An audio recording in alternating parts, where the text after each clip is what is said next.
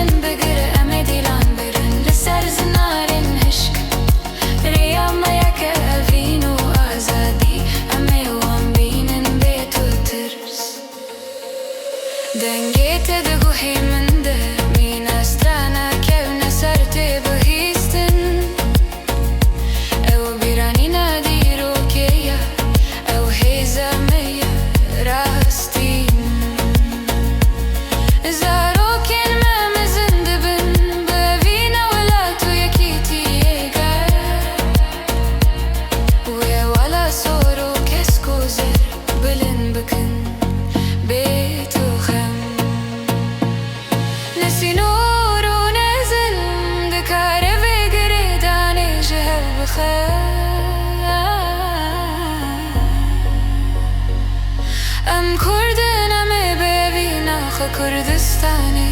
bakın خدا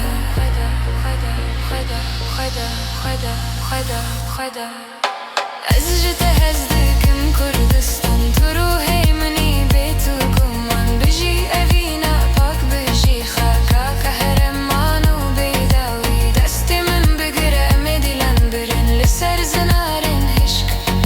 ریام یک evîn و آزادی همه وام بینن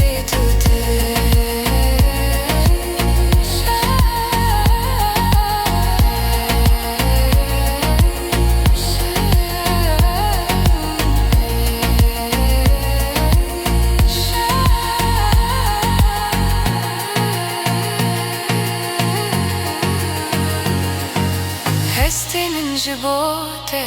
مینا چمن کردستان ده هرکن او کترانا وستن او هر دنبر بیکیتیه دچن ورنم ببین یک مینا دوسیارن سرس به evîne